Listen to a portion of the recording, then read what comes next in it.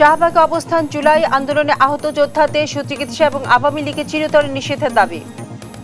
বাংলাদেশের মানুষজনের কাছে আমাদের একটাই চাওয়া, তারা আওয়ামী লীগকে একদম বয়কট করে দিক।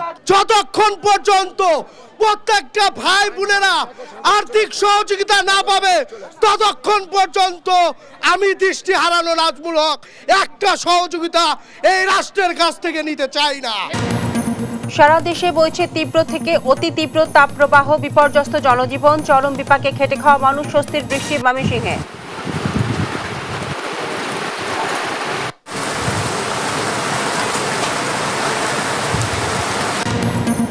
বৌদ্ধ সম্প্রদায়ের অন্যতম প্রধান ধর্মীয় উৎসব বুদ্ধ পূর্ণিমা আজ। শোভাযাত্রা, ভিক্ষুদের পিণ্ডদান সহ নানা আয়োজন উদযাপন হচ্ছে দিনটি। এবং মৌলভীবাজারে কলমগঞ্জ আদমপুর সড়ক খানাখন্দে ভরা, যানবাহন উল্টে প্রায় সময় ঘটছে দুর্ঘটনা। আমন্ত্রণ দেশ জনপদ সংবাদে, শুনছিলেন শিরোনাম, সাথে আছি বিপাশা চক্রবর্তী। আওয়ামী লীগকে নিষিদ্ধ সহ ৩ দফা দাবিতে রাজধানীর শাহবাগে সড়ক অবরোধ করেছেন জুলাই আন্দোলনে আহত যোদ্ধারা। রোববার সকাল থেকে সড়ক অবরোধ করে অবস্থান করছেন তারা। এ সময় জুলাই যোদ্ধারা টাকার কাছে বিক্রি হয় না জানিয়ে বলেন, শুধু কার্যক্রম নয়, আওয়ামী লীগকে চিরতরে নিষিদ্ধ করতে হবে, পাশাপাশি তাদের সুচিকিৎসা নিশ্চিত করতে হবে। আরো জানাচ্ছেন মোহাম্মদ আলাউদ্দিন। 2024 সালের জুলাই আগস্ট গণ অভ্যুত্থানে হতাহতদের উন্নত চিকিৎসা এবং আওয়ামী লীগকে চিরতরে নিষিদ্ধ সহ 3 দফা দাবিতে শাহবাগে সড়ক অবরোধ করেন আহত জুলাই যোদ্ধারা। রোববার সকাল থেকে এই অবস্থান কর্মসূচি চালান তারা। এ সময় তারা বলেন, আওয়ামী লীগকে চিরতরে নিষিদ্ধ করে অবিলম্বে 3 দফা দাবি পূরণ করতে হবে। প্রধান উপদেষ্টা বরাবর প্রধান উপদেষ্টার কাছে একটাই চাওয়া, আমাদের আওয়ামী লীগ লাগবে না, আওয়ামী লীগ বয়কট, আওয়ামী লীগ বয়কট চাই। আর দ্বিতীয়ত আমাদের চিকিৎসা, আমাদের সুচিকিৎসা, আমাদের চিকিৎসা হচ্ছে না।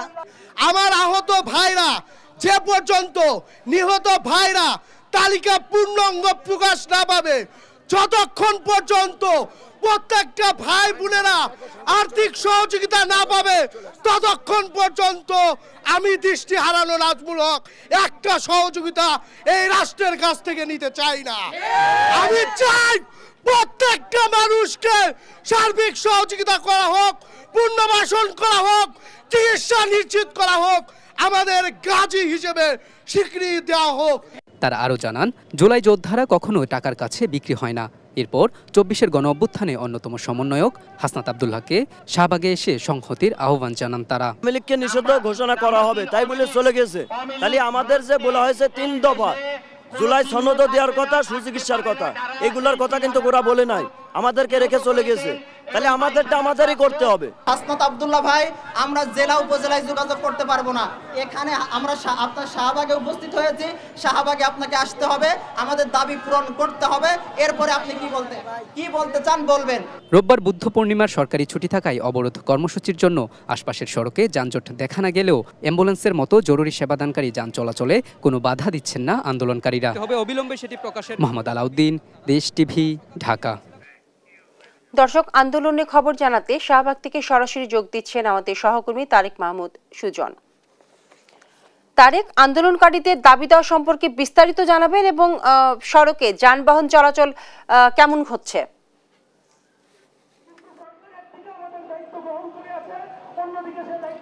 যেমনটি জানেন, গত 2 দিন ধরে কিন্তু এই শাহবাগ মোড়টি অবরোধ করেছিল বিভিন্ন রাজনৈতিক দল এবং সামাজিক সাংস্কৃতিক সংগঠনের নেতাকর্মীরা। আজকে সকাল থেকে কিন্তু গতকাল রাতে যে সরকারের ঘোষণা আওয়ামী লীগের রাজনৈতিক কার্যক্রম নিষিদ্ধের বিষয় এবং জুলাই ঘোষণাপত্রের 30 দিনের যে সময় দিয়েছে, এটার পর থেকে আজকে কিন্তু আমরা সেই রাজনৈতিক দলগুলোকে দেখতে না পেলেও এখন এই মুহূর্তে আজকে থেকে কিন্তু দেখছি জুলাই গণঅভ্যুত্থানের আহতরা এখানে 3 দফা দাবিতে তাদের এই অবরোধ চালিয়ে আসছেন এবং তারা যেমনটি বলছেন, আওয়ামী লীগকে শুধুমাত্র রাজনৈতিক কার্যক্রম নিষিদ্ধ না, একটি স্থায়ীভাবে যে সন্ত্রাসী সংগঠন হিসেবে আখ্যায়িত করে দলটিকে নিষিদ্ধ করতে হবে। একই সঙ্গে যে জুলাই অভ্যুত্থানে আহত যারা, তাদের চিকিৎসা নিশ্চিত করতে হবে। আর 30 দিনের মধ্যে যেই ঘোষণাপত্র জারি করার কথা বলেছে, সেটা নিয়েও তারা সন্দেহ প্রকাশ করেছেন যে এভাবে সময় আগেও বেঁধে দিয়েছে, সেই ঘোষণাপত্র বাস্তবায়ন না হওয়া পর্যন্ত তারা এখানে অবস্থান নেবেন। আমরা যদি একজনের সাথে কথা বলি, আপনারা জানেন গত 2 দিন ধরে কিন্তু এখানে আরও অনেক রাজনৈতিক দল ছিল, সবাই কিন্তু ঘরে ফিরে গেছে। আজকে আপনারা কেন সন্তুষ্ট হতে পারলেন না সরকারের এই যে ঘোষণা সেটার ফলে? কারণ আমাদের এর আগেও বারবার মূলা দেখানো হয়েছে, ওনারা যারা আসছিল ওনারা হয়তো 5 আগস্টের পরে আর হচ্ছে 31 ডিসেম্বরের প্রথম আসছে, আমরা বারবার আসতেছি কারণ আমরা বর্তমান অন্তর্বর্তী সরকারকে আমরা বুঝতে পারছি। যেমন 31 ডিসেম্বর আমাদের জুলাই ঘোষণাপত্র পাঠ করার কথা ছিল, আমরা পাঠ করানি, বলছে রাষ্ট্রীয়ভাবে আমরা ঘোষণা দিয়ে দিব। দীর্ঘ 5 মাস হয়ে গেছে আর ঘোষণা হয়নি। আর আওয়ামী লীগকে তারা নিষিদ্ধ করবে, মানে সকল প্রকার কার্যক্রম নিষিদ্ধ করবে সেটা বলছে, আলহামদুলিল্লাহ। তারই আমাদের কথা না, এখন করছে বিচার কার্যক্রমটা হবে, সেটা কতদিন হবে তার নির্দিষ্ট সময় বলে দেয় না। আমরা চাই আওয়ামী লীগ নিষিদ্ধের স্থায়ী রোডম্যাপ, যত দিনের মধ্যে বিচার প্রক্রিয়ার মাধ্যমে আওয়ামী লীগ নিষিদ্ধ করবো। আমরা এক কথাই হচ্ছে আহত শহীদ পরিবার 2000 আহত এবং আপনার প্রায় 50,000 2000 শহীদ এবং 50,000 আহত পরিবার, তাদের মূল চেতনা, মূল কথা হচ্ছে যে আওয়ামী লীগ নিষিদ্ধ করতে হবে। যাদের হাত রক্তে রঞ্জিত, তাদের দেশে সমাজ সেবার কর্ম। আমরা দেখেছি গত 2 দিন এত রাজনৈতিক দলের নেতাকর্মীদের দেখেছি, আজকে তারা নেই, তারপরও আপনারা আছেন। তাহলে তারা যদি সন্তুষ্ট হতে পারে, আপনারা কেন পারেননি? আমরা সন্তুষ্ট হতে পারি না, কারণ তাদেরকে যে মূল্য দেখাচ্ছে সেটাতে তারা সন্তুষ্ট হয়ে গেছে যে আওয়ামী লীগকে তারা নিষিদ্ধ করবে। আপনি সোশ্যাল মিডিয়া দেখলে সবাই আলহামদুলিল্লাহ প্রকাশ করেছে, কিন্তু কেউ একটা প্রশ্ন করে নাই যে কতদিন বিচার প্রক্রিয়াটা লাগবে, নির্দিষ্ট রোড ম্যাপটা কি সেটা কেউ কিন্তু জানতে চায় না এবং সেটাকে ক্লিয়ার করে নাই। আমরা চাচ্ছি যে আওয়ামী লীগের নিষিদ্ধের নির্দিষ্ট রোড ম্যাপ চাচ্ছি। যেমনটি বলছিলেন যে আওয়ামী লীগ নিষিদ্ধের নির্দিষ্ট রোড ম্যাপ তারা চান, একই সঙ্গে যে জুলাই ঘোষণাপত্র জারির যে 30 দিনের যে সময় বেঁধে দিয়েছেন, 30 কার্যদিবসের মধ্যে জুলাই ঘোষণাপত্র জারি করা হবে, সেটি নিয়েও তারা সন্দেহ প্রকাশ করছেন। তারা বলছেন এই ঘোষণাপত্র আগে বাস্তবায়ন করতে হবে, তারপর তারা তাদের যে অবস্থান সেটি ছেড়ে যাবে। মূলত আজকে সকাল থেকেই কিন্তু অন্যান্য রাজনৈতিক দলের নেতাকর্মীরা না থাকলেও সকাল থেকেই তারা এই শাহবাগ মোড়টিতে অবস্থান নিয়ে আজও কিন্তু এই মোড়টি অবরোধ করে তারা তাদের সেই 3 দফা দাবিতে কিন্তু তারা তাদের সেই কর্মসূচি চালিয়ে আসছেন। তো এই ছিল আমার কাছে রাজধানী শাহবাগ মোড় থেকে জুলাই আহতদের আন্দোলন সম্পর্কিত সবশেষ। ধন্যবাদ তারেক আপনাকে। দর্শক, শাহবাগে জুলাই আন্দোলনের সর্বশেষ পরিস্থিতি জানাচ্ছিলেন আমাদের সহকর্মী তারেক। সারা দেশে বইছে তীব্র তাপপ্রবাহ, বিপর্যস্ত হয়ে পড়েছে জনজীবন। এতে সবচেয়ে বেশি বিপাকে পড়েছেন খেটে খাওয়া মানুষ। সহকর্মীদের পাঠানো তথ্য এবং ছবিতে সালমা জাহানের একটি রিপোর্ট। টানা 5 দিন ধরে তীব্র তাপপ্রবাহ বয়ে যাচ্ছে চুয়াডাঙ্গায়। হাঁসফাঁস অবস্থা জনজীবনে। এ জেলায় রোববার দুপুর 3টায় তাপমাত্রা রেকর্ড করা হয় 40.8 ডিগ্রি সেলসিয়াস। গত কয়েকদিন ধরে চুয়াডাঙ্গার উপর দিয়ে তীব্র তাপপ্রবাহ বয়ে যাচ্ছে এবং একটানা চুয়াডাঙ্গায় সর্বোচ্চ তাপমাত্রা রেকর্ড হচ্ছে গত 3 দিন ধরে। যশোরে বইছে মাঝারি তাপপ্রবাহ। রোববার জেলায় তাপমাত্রা রেকর্ড করা হয় 37 ডিগ্রি সেলসিয়াস এবং বাতাসের আর্দ্রতা ছিল 45%। তবুও মাঠে ধান কাটার কাজ করছেন কৃষকরা। যে গরম অতিরিক্ত পড়ছে তাতে মাঠে যাইতে পারছে না, ঘন ঘন মানে পানি খাওয়া লাগছে, পেটের সমস্যা আছে। অল্প কাজ করলে আর মাঠে থাকা যাচ্ছে না, খুব কষ্ট হচ্ছে। সিরাজগঞ্জে গেল 3 দিন ধরে বাড়ছে গরমের তীব্রতা। জেলায় দুপুরে তাপমাত্রা রেকর্ড করা হয় 37.5 ডিগ্রি সেলসিয়াস। গরম প্রচুর অবস্থা, গরম পুরান যারা প্রেসার খেলে নিয়ে যায়। একটু বাবা আমি 1 ঘন্টা মধ্যে বসে থাকি, এলবার ওই মধ্যে দাঁড়াতে পারতেছি না। 10 মিনিট করে কেনা বসা করি আর 10 মিনিট করে ব্যাগ বাইরে থাকি, হলো ব্যাগ দিরাই। টাঙ্গাইলে তীব্র রোদ আর ভ্যাপসা গরমে অতিষ্ঠ জনজীবন। হাত পাখা দিয়ে স্বস্তি খোঁজার চেষ্টা করছেন অনেকেই। রোদ যাত্রী তো বাইরে না ভাই, এখানকার যাত্রী কম ঘুমি ভাই, এখানকার কামাই কম, রোদ মানুষ বাইরে না। পরিস্থিতি খুব ভয়াবহ। কাম কাজ, ধান কাটা, ওয়ার্কশপের কাম কোনো কাজই করা সম্ভব হইতেছে না। মানিকগঞ্জে স্বস্তি পেতে শহরের ইলেকট্রনিক্স দোকানগুলোতে ভিড় করছেন সব শ্রেণী পেশার মানুষ। ব্যাটারি চালিত ফ্যান এমনকি এসির বিক্রিও বেড়েছে কয়েক গুণ। এই প্রচুর গরম, এইদিকে এভাবে চলাচল করা খুব কষ্ট হইতেছে লোকজনের এবং তাপমাত্রা অতিরিক্ত এবং লোডশেডিং প্রচুর পরিমাণে ইদানিং। এদিকে আবহাওয়া অফিস বলছে এ সপ্তাহে তাপমাত্রা কমার সম্ভাবনা নেই।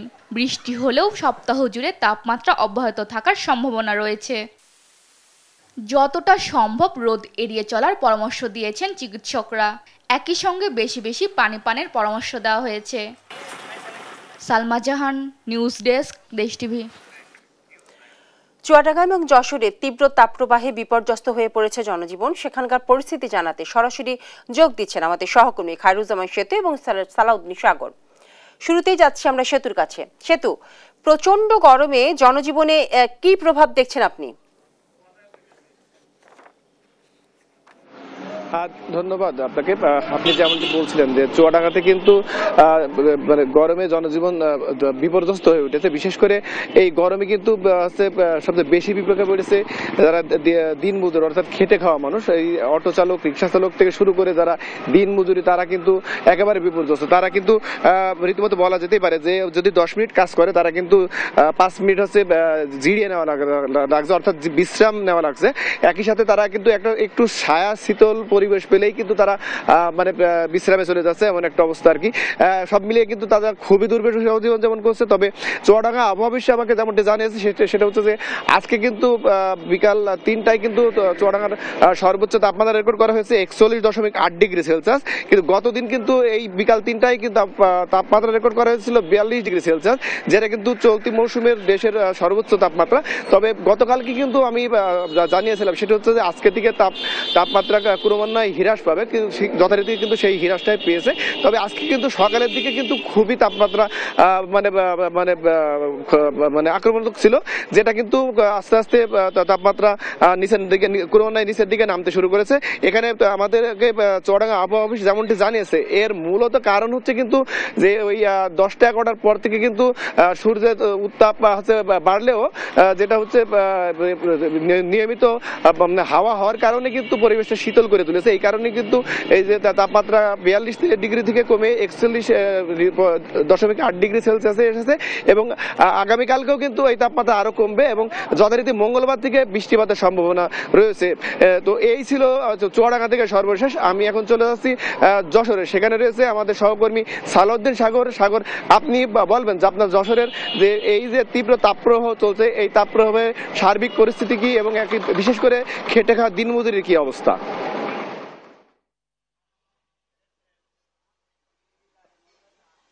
ধন্যবাদ সেতু আপনাকে। আপনি আসলে যেমনটা জানাচ্ছিলেন, আপনি জানেন যে আসলে যশোর আর চুয়াডাঙ্গা কিন্তু অনেকটা কাছাকাছি জেলা, সে কারণে কিন্তু তাপমাত্রাও কাছাকাছি পর্যায়ে থাকে, আমরা দেখেছি এমনটা।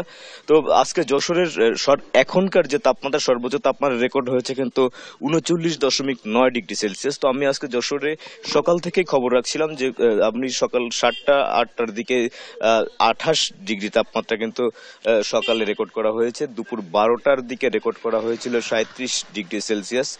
সর্বশেষ বিমান বাহিনী মতিউর রহমান বিমান বাহিনী আবহাওয়া অফিস কর্তৃক 39.9 ডিগ্রি সেলসিয়াস কিন্তু রেকর্ড করা হয়েছে। তো সাধারণ জনগণের এই যে তাপ ক্রমাগত ভাবে বাড়তে থাকায় কিন্তু সাধারণ জনগণের একেবারে নাভিশ্বাস অবস্থা উঠে গেছে। এখন আসলে যারা বড় মৌসুমে যারা হচ্ছে ধান উঠানোর কাজ করছেন, বিশেষ করে বিপাকে তারা বেশি পড়েছেন। এই সময় আমরা দেখি যে হিট স্ট্রোকের সংখ্যা কিন্তু হাসপাতালগুলোতে বাড়ছে। তবে যশোরে এখনো গরমজনিত কারণে মৃত্যুর সংখ্যা না বাড়লে অসুস্থতার সংখ্যা কিন্তু বেড়েছে।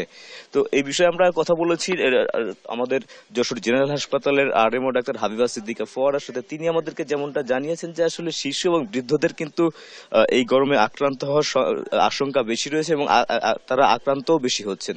তো তিনি পরামর্শ দিয়েছেন যে আসলে তরল খাবার খাওয়ার জন্য এবং যারা দিনমজুর শ্রমিক রয়েছেন তাদেরকে তিনি পরামর্শ দিচ্ছেন যে আসলে তরল খাবার খাওয়ার জন্য আর হচ্ছে ছায়াযুক্ত স্থান থাকার জন্য। আচ্ছা, আপনারা তো হচ্ছে প্রতিদিনই দিনমজুর কাজ করে তারপরে আপনাদের জীবিকা নির্বাহ করতে, এই গরমে কেমন আছেন, কি অবস্থা আপনাদের? বেকায়দা পরিমাণ গরম, এরকম গরম মনে হয় যে আমি দেখিনি, এত পরিমাণ গরম।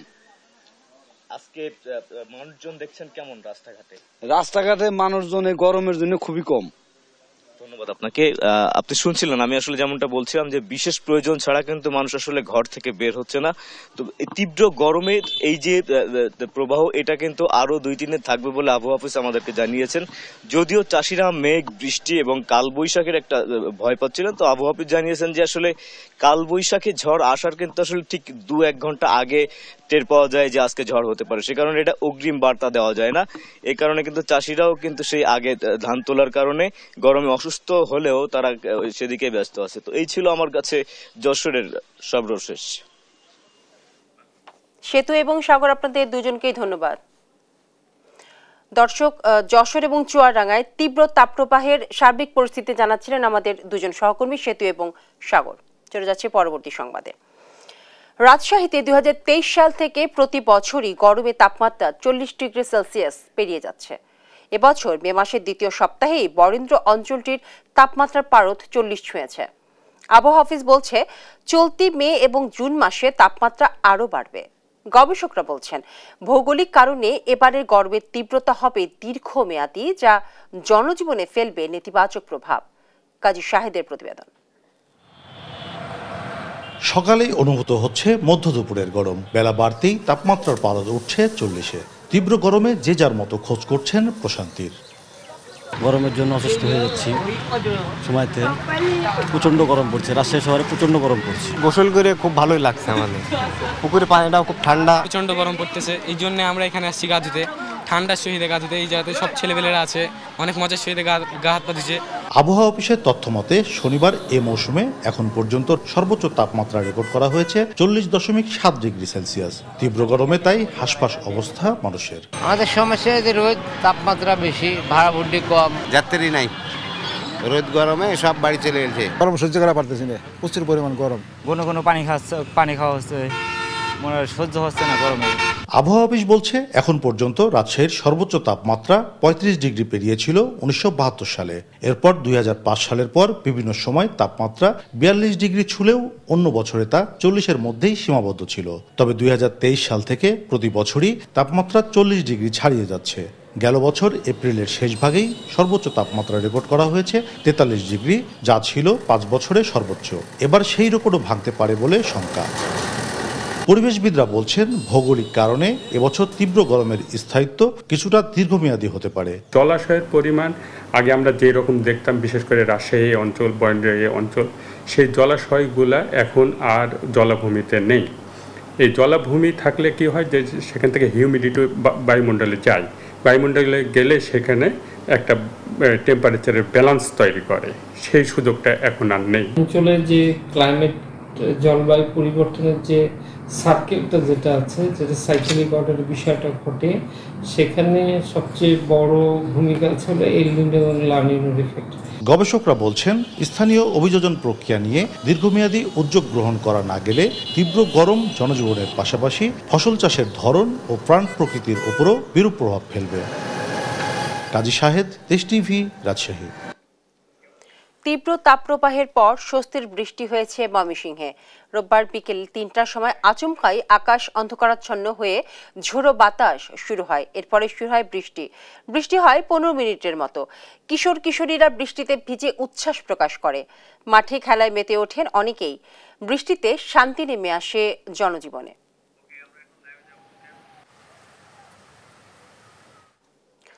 দর্শক, ময়মনসিংহে রয়েছেন আমাদের সহকর্মী ইলিয়াস আহমেদ। আমরা সরাসরি চলে যাচ্ছি ইলিয়াসের কাছে। ইলিয়াস, তীব্র তাপপ্রবাহের পর বৃষ্টি হওয়ায় নগরবাসী অনেক আনন্দিত বোঝাই যাচ্ছে, আর কি কি বলছে নগরবাসী?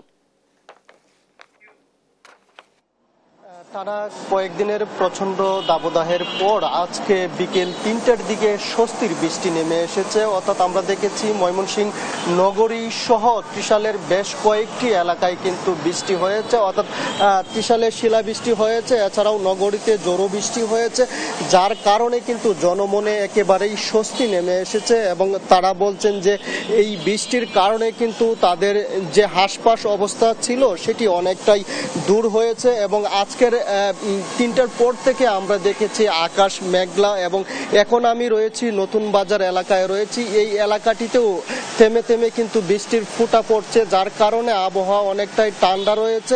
এবং এখানকার মানুষজন বলছেন যে প্রচণ্ড দাবদাহের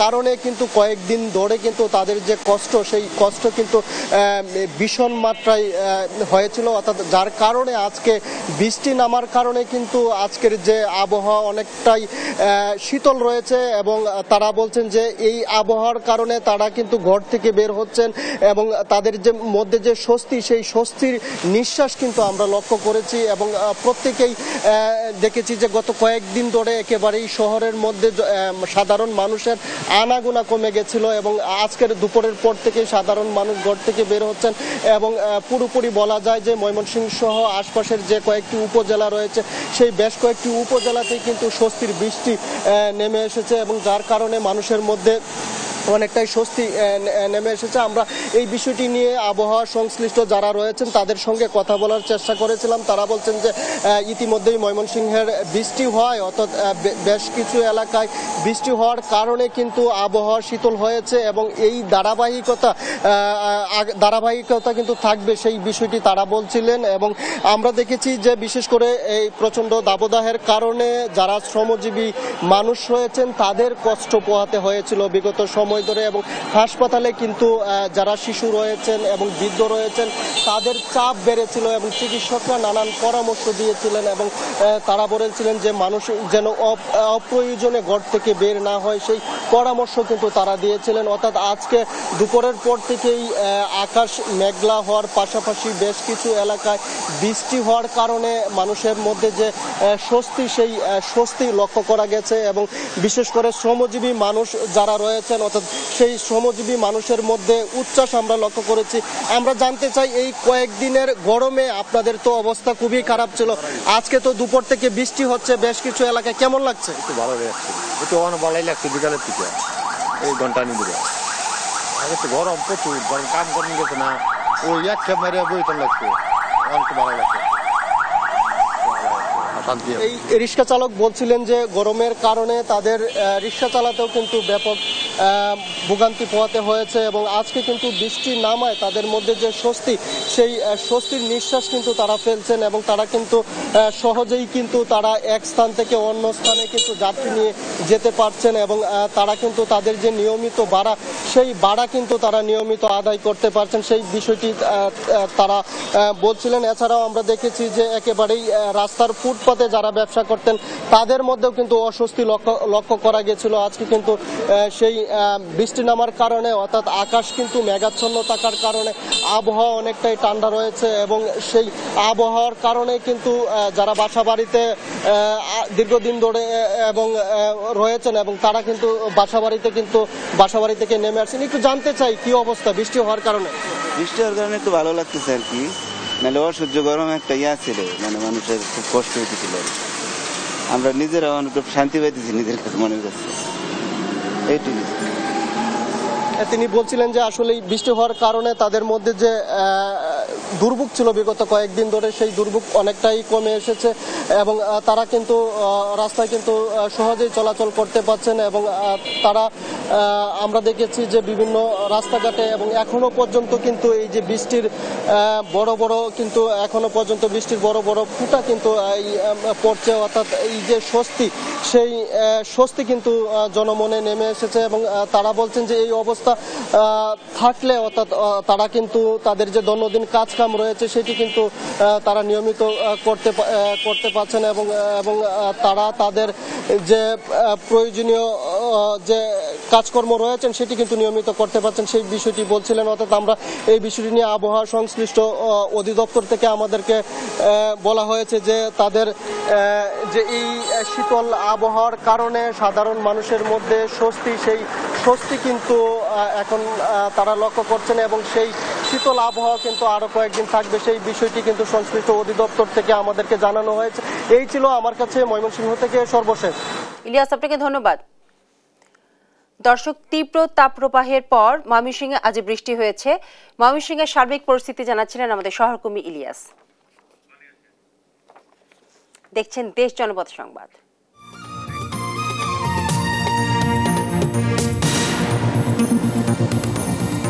বৌদ্ধ সম্প্রদায়ের অন্যতম প্রধান ধর্মীয় উৎসব বুদ্ধ পূর্ণিমা আজ।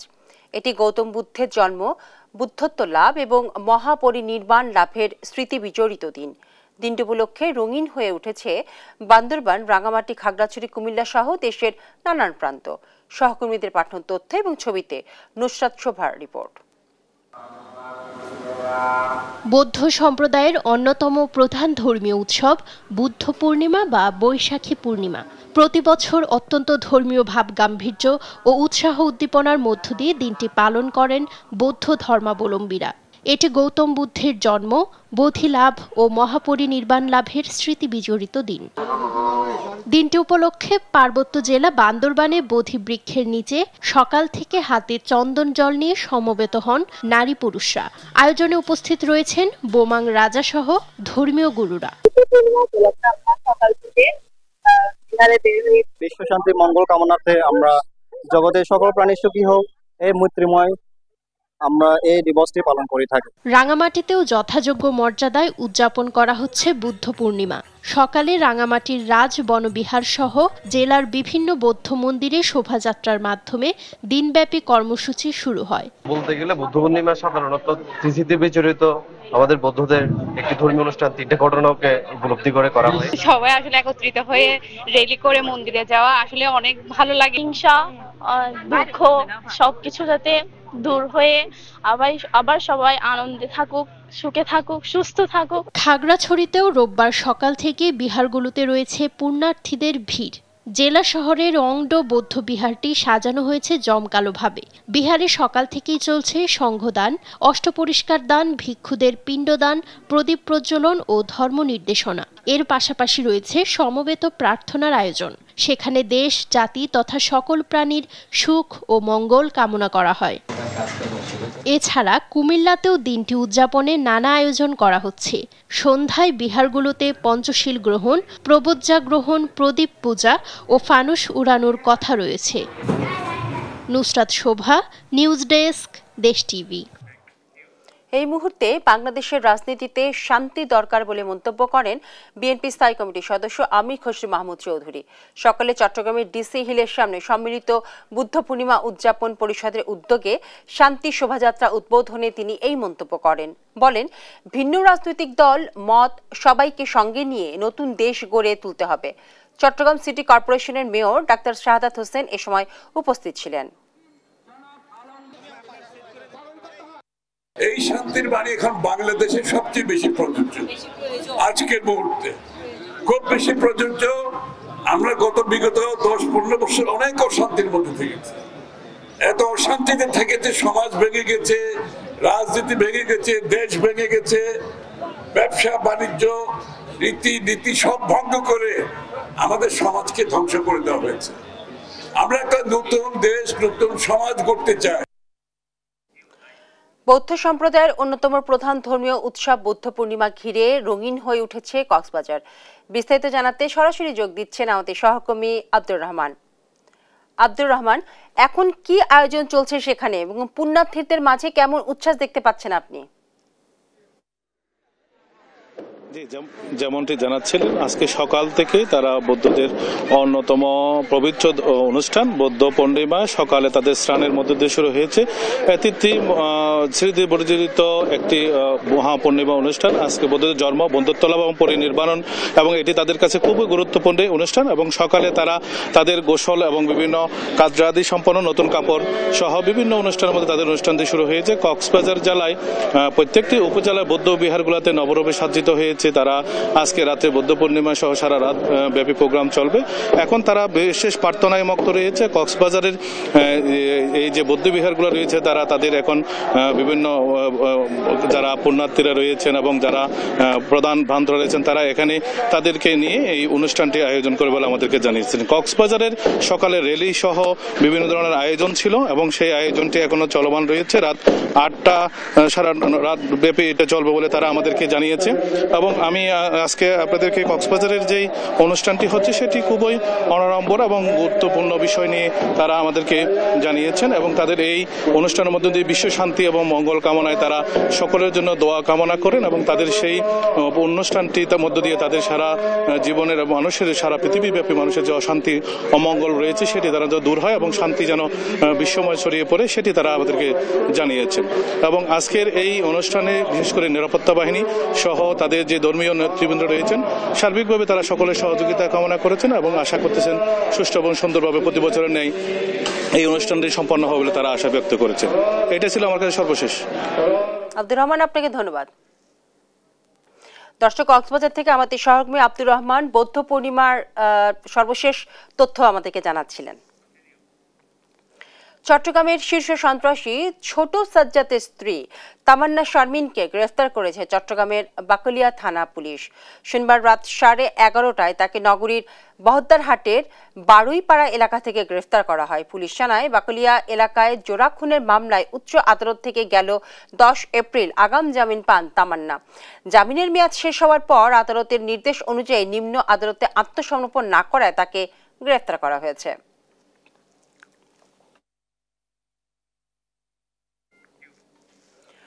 মুন্সিগঞ্জ লঞ্চঘাটে 2 তরুণীকে প্রকাশ্যে মারধরের ঘটনায় অভিযুক্তকে আদালতে পাঠানো হয়েছে। রোববার দুপুরে অভিযুক্ত নেহাল আহমেদকে আদালতে পাঠানো হয়। অভিযুক্ত নেহাল মুন্সিগঞ্জ সদর উপজেলার যোগিনীঘাট এলাকার বাসিন্দা। সকালে মুক্তারপুর নৌ পুলিশের উপপরিদর্শক মিলন বাদী হয়ে মুন্সিগঞ্জ সদর থানায় মামলা দায়ের করেন। এতে নেহাল সহ অজ্ঞাতনামা 20-25 জনকে আসামি করা হয়। মামলায় যৌন নিপীড়ন, বেআইনিভাবে জনতাবদ্ধ হয়ে অনধিকার প্রবেশ, মারধর করে ভাঙচুর, ক্ষতি এবং হুমকির অভিযোগ আনা হয়েছে। চাঁপাইনবাবগঞ্জের ভোলাহাট উপজেলার চর ধরমপুর সীমান্তের ওপারে ভারতের অভ্যন্তরে বিএসএফ এর বালুর বস্তা দিয়ে 2টি বাংকার নির্মাণ করেছে। শুক্রবার আন্তর্জাতিক সীমান্তের মেইন পিলার থেকে প্রায় 500 গজ দূরে ভারতের অভ্যন্তরে বালুর বস্তা দিয়ে এই বাংকার দুটি নির্মাণ করে বিএসএফ। বিজিবি জানায়, বাংকার দুটি ভারতের অভ্যন্তরে 200 থেকে 500 গজ ভেতরে হওয়ায় সীমান্তে এই কোনো উত্তেজনা নেই। সীমান্তে পরিস্থিতি এখন শান্ত রয়েছে। 2 বাহিনীর মধ্যে সুসম্পর্ক বজায় আছে বলে জানান তিনি। এ সময় স্থানীয়দের সীমান্তে প্রবেশ না করতে সতর্ক করা হয়েছে।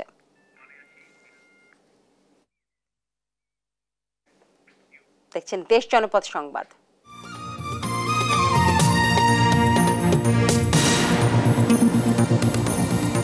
ব্রাহ্মণবাড়িয়ায় আলাদা স্থান থেকে 2 জনের মরদেহ উদ্ধার করেছে পুলিশ। রোববার সকালে কুমিল্লা সিলেট মহাসড়কের পাশে পুনিয়াউট আনসার এবং ভিডিপি অফিস এলাকায় ঝোপঝড় থেকে সাকিবুল ইসলাম জয় নামে এক যুবকের মরদেহ উদ্ধার করেছে পুলিশ। পুলিশ জানায়, সকালে 999 মাধ্যমে খবর পেয়ে ঘটনাস্থলে গিয়ে তার মরদেহ উদ্ধার করা হয়। তাকে ছুরিকাঘাতে হত্যা করা হয়েছে। তিনি আরও জানান, জয় এলাকার চিহ্নিত ছিনতাইকারী ছিলেন। তার বিরুদ্ধে থানায় 5টি মামলা রয়েছে। এছাড়াও কুমিল্লা সিলেট মহাসড়কের ব্রাহ্মণবাড়িয়ায় 42 এলাকা থেকে লিটন মিয়া নামে এক অটোরিকশা চালকের গলা কাটা মরদেহ উদ্ধার করেছে পুলিশ। আদমপুর সড়ক এখন দুর্ভোগ আর দুর্ঘটনার আখড়ায় পরিণত হয়েছে। পিচ উঠে গিয়ে কোথাও ক্ষেত, কোথাও ডোবার মতো অবস্থা তৈরি হয়েছে। এতে সাধারণ মানুষ থেকে শুরু করে শিক্ষার্থী এবং অফিস যাত্রীদের ঝুঁকি নিয়ে চলাফেরা করতে হচ্ছে। এলাকাবাসীর অভিযোগ, প্রশাসনের নজর নেই এই মরণ ফাঁদ সড়কের দিকে। সহকর্মী সালে এলাহি কুটির তথ্য এবং ছবিতে জানাচ্ছেন অঙ্কন চৌধুরী। মৌলভীবাজারের কমলগঞ্জ উপজেলার মোড় থেকে আদমপুর পর্যন্ত 8 কিলোমিটার সড়কে দীর্ঘদিন সংস্কার না হওয়ায় তৈরি হয়েছে অসংখ্য গর্ত। 2010 সালের পর কোনো সংস্কার কাজ না হওয়ায় এবং সম্প্রতি বন্যার পর পরিস্থিতি আরো ভয়াবহ হয়েছে। এতে আদমপুর, ইসলামপুর ও মাধবপুর ইউনিয়নের কয়েক হাজার মানুষ ভোগান্তিতে রয়েছে। টমটম অটোরিকশা উল্টে আহত হচ্ছে যাত্রীরা, পাশাপাশি যানবাহনও নষ্ট হচ্ছে। এমনকি হেঁটে চলারও উপায় নেই সেখানে। স্থানীয়রা জানান, দীর্ঘদিন ধরে সংস্কারের দাবি জানালেও কোনো কার্যকরী পদক্ষেপ নেওয়া হয়নি। এত ঝুঁকিপূর্ণ একটা অবস্থা, মানে বলার মতো না। সুস্থ মানুষই অসুস্থ হয়ে যায়। প্রতিনিয়তই এই রাস্তার মাঝে অ্যাক্সিডেন্ট হয়, ছোট গাড়ি হোক বড় গাড়ি হোক। বাচ্চারা যে স্কুলে যায় এটাও তো সমস্যা হয়, অনেক সময় লেট হয়ে যায়। রোগী লয়ে যায়, রোগী হসপিটাল পৌঁছবার আগে রোগী মারা যায়। গাড়ি ঘোড়ার অবস্থা খারাপ, ডেইলি গাড়ি ঘোড়া খাস করান লাগে। হামহাম জলপ্রপাত ও মণিপুরি কমিউনিটি বেসড ট্যুরিজমের মতো গুরুত্বপূর্ণ পর্যটন এলাকায় যাওয়ার পথে এই সড়ক, যা বর্তমানে ভ্রমণকারীদের জন্য বাধা হয়ে দাঁড়িয়েছে বলে জানান নাট্য নির্মাতা সুভাষিস সিনহা। খুব প্রয়োজনীয় একটা রাস্তা, খুব জরুরি, কিন্তু এটার অবস্থা গত অনেক দিন ধরে যেরকম ভাবে আছে, মানে মানুষ চলাচল করাটাই আসলে অসম্ভব। আমি মনে করি যে এটা খুব দ্রুত এটা সংস্কার দরকার। 8 কোটি টাকার প্রাক্কলন পাঠানো হয়েছে এবং দ্রুত সংস্কার কার্যক্রম শুরু হবে বলে জানান নির্বাহী প্রকৌশলী। এই রাস্তাটির সম্পূর্ণ রাস্তা মেরামতের জন্য একটা প্রাক্কলন তৈরি করা হয়েছে। আমরা হেডকোয়ার্টারে পাঠিয়েছি এই অনুমোদনের জন্য। আমরা আশা করছি খুব দ্রুত অনুমোদন হবে। অনুমোদন হলে এটা আমরা এই রাস্তাটি সম্পূর্ণ রাস্তা মেরামত করে সুন্দর করতে পারবো। আদমপুর, ইসলামপুর ও মাধবপুরে মানুষ চান সংশ্লিষ্ট কর্তৃপক্ষ দ্রুত উদ্যোগ নিয়ে সড়কের দুর্ভোগ নিরসন করবে। নিউজ ডেস্ক, দেশ টিভি। দেখছেন দেশ জনপদ সংবাদ।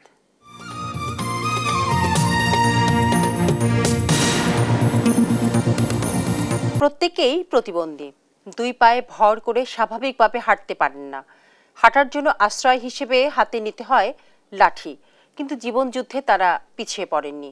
প্রত্যেকেই উঠে দাঁড়িয়েছেন অদম্য প্রাণশক্তি নিয়ে। শারীরিক প্রতিবন্ধী হয়েও দৌড়ে ফুটবল খেলায় অংশগ্রহণ করেছেন তারা। সহকর্মী সালে এলাহি কুটির পাঠানোর তথ্য এবং ছবিতে জানাচ্ছেন অঙ্কন চৌধুরী।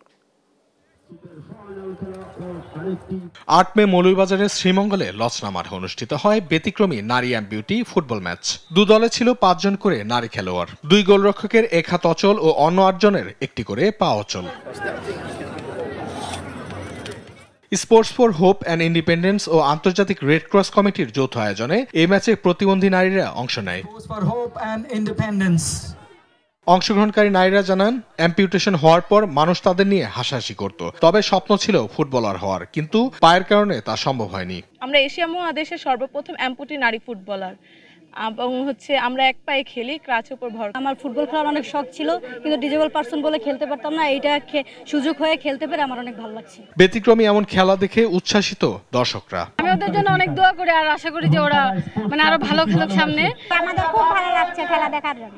দেশের বিভিন্ন জায়গা থেকে এ ধরনের নারীদের এনে 10 দিনের প্রশিক্ষণ দিয়ে ফুটবল ম্যাচ করানো হয়েছে বলে জানান আয়োজকরা। মোটামুটি 1 সপ্তাহ ধরে তারা প্র্যাকটিস করেছে এবং তাদের পারফরমেন্স খুবই অতুলনীয় এবং তাদের প্রতিবন্ধকতা থাকা সত্ত্বেও তারা অসাধারণ খেলেছে। দুর্ঘটনাজনিত কারণে অথবা রোগের কারণে একটি পায়ের অঙ্গহানি হয়েছে বা হাতের অঙ্গহানি হয়েছে, তাদের নিয়ে গত 7 দিন আমরা একটি ফুটবল ক্যাম্প আয়োজন করি। 15 মিনিট করে 30 মিনিট খেলায় 1 গোলে লাল দল বিজয়ী হয়। পরে বিজয়ীদের পুরস্কার প্রদান করে অতিথিরা। নিউজ ডেস্ক, দেশ টিভি। সাভারে একটি সরকারি পশু খাদ্য তৈরি কারখানায় 2 আনসার সদস্যকে রশি দিয়ে বেঁধে ডাকাতির ঘটনা ঘটেছে। রোববার ভোর রাতে সাভার সদর ইউনিয়নের কলমা এলাকায় প্রাণী সম্পদ মন্ত্রণালয়ের পশু খাদ্য তৈরি কারখানার টোটাল মিক্সড রেশনে এই ঘটনা ঘটে। কারখানাটির দায়িত্বে থাকা প্রাণী সম্পদ কর্মকর্তা ডক্টর আলমগীর হোসেন বলেন, ভোর রাতে কারখানাটিতে 20 থেকে 25 সদস্যের একদল মুখোশধারী অস্ত্র নিয়ে প্রাচীর টপকে ভেতরে ঢুকে প্রথমে সিসি ক্যামেরা ভেঙে ফেলে। এরপর নিরাপত্তার দায়িত্বে নিয়োজিত থাকা 2 আনসার সদস্যকে রশি দিয়ে বেঁধে অফিস রুমে কম্পিউটার, জেনারেটরের ব্যাটারি এবং কেবল সহ প্রায় 9 লাখ টাকার মালামাল নিয়ে যায়। এ ঘটনায় আনসার বাহিনীর পক্ষ থেকে 3 সদস্যের একটি কমিটি গঠন করা হয়েছে। আমাদের 22 জন আনসার সদস্য কর্মরত আছে। তো আমরা জানতে পেরেছি যে গতকাল টিএমআর একটি পোস্ট আছে, যে পোস্টে অতর্কিতভাবে ডাকাতি হয়। আসলে এই ডাকাতিতে আসলে কতটুকু ক্ষয়ক্ষতি হয়েছে এ বিষয়ে আমরা অত বেশি জানি না, অবগত নয়। আমরা অলরেডি এই জায়গাটা পরিদর্শন করেছি। আমাদের 2 জন আনসার সদস্য সেখানে ডিউটিতে ছিল, তাদেরকে বেঁধে রেখে এই ডাকাতি কার্যক্রম করা হয়। তো আমরা একটা তদন্ত কমিটি করা হয়েছে আমাদের। তো আমরা তদন্ত কমিটির মাধ্যমে বিষয়টি আমরা খতিয়ে দেখছি যে আসলে কি হয়েছিল সেখানে। এই ছিল এখনকার দেশ জনপদ সংবাদ। পরের বুলেটিন দেখার আমন্ত্রণ রইল। ধন্যবাদ সবাইকে।